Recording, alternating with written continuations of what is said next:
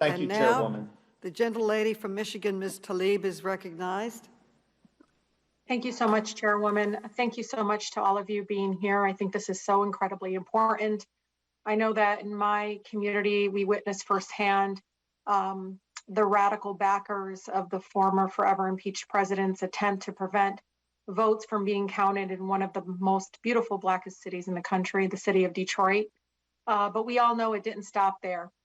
Ever since Donald Trump was voted out of office by overwhelmingly majority of voters in our country, he and his allies, led on the ground by Arizona State Senate President Karen Fann, have sought to turn Arizona into the poster child for their efforts to push false election fraud claims that failed elsewhere. Before their attempt, Chairwoman, to overturn the election, before it even started, I believe Senator Fann told the people of Arizona that it would be a, quote, big step in returning trust and confidence in our election process.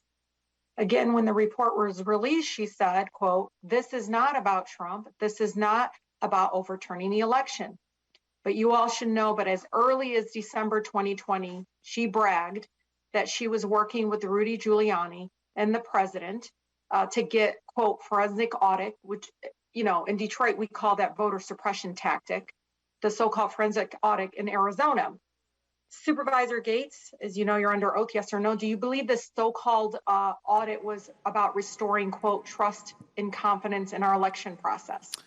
So I believe that some of the people who were involved in this, you know, some good volunteers who got involved, I think that really was what they were focused on. But unfortunately, I do believe that a lot of people who led this, that was not their major focus, was restoring confidence. Instead, I think it was more on raising doubts. And I think we're seeing that again today, quite frankly. Yeah, they misled so many of our American people that really fell for it.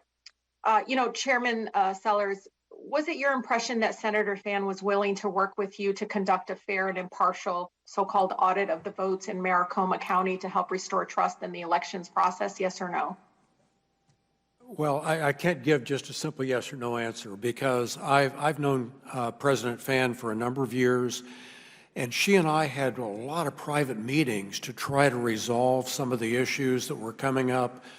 And early on, especially, I truly believed that her approach was to simply say there are questions from a number of our constituents that we need answers for, and I said I'm willing to work with you to get those.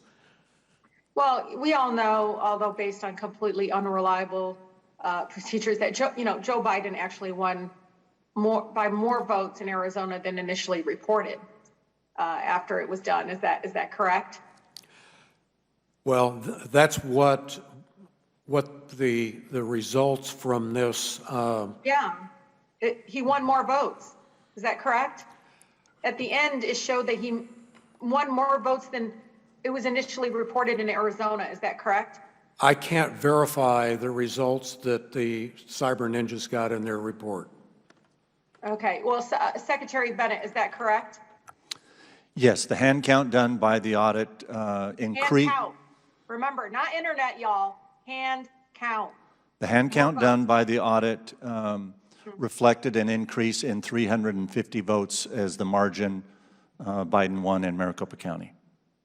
So yet after the report was published, the former forever impeached president issued a statement claiming, I quote, and I think my colleague said, it's clear in Arizona that they must decertify the election. You heard the numbers. It's a disgrace. We won the Arizona forensic audit yesterday on a level you wouldn't believe. I mean, I apologize. Make no mistake, democracy is dying in America, folks. Fascism is here. We all must stand up against it. And we all, it's so incredibly important. I'm asking and urging my colleagues, especially my Republican colleagues, to reject this lunacy, these complete lies, and we have to be committed to committed to our democracy. I'll end with two questions very quickly, Mr. Becker. First, do partisan attempts to overturn the will of the people like the one in Arizona and the efforts being planned in other states restore faith and confidence in America's elections? No, and we're second, seeing we're seeing them having disastrous consequences, and it appears, absolutely. yeah. And do you believe, and I'm sorry, because I only have 10 seconds, do you believe efforts like this are intended to lay the groundwork for states to pass laws that intentionally make it more difficult for some people to vote? I don't know what the intentions are, but the effects of this are that it is actually deterring many people from voting, particularly Republicans, it appears, because they are believing a lot of these lies about falsehoods about the integrity of the process. Thank you so much, and I yield, Madam Chair.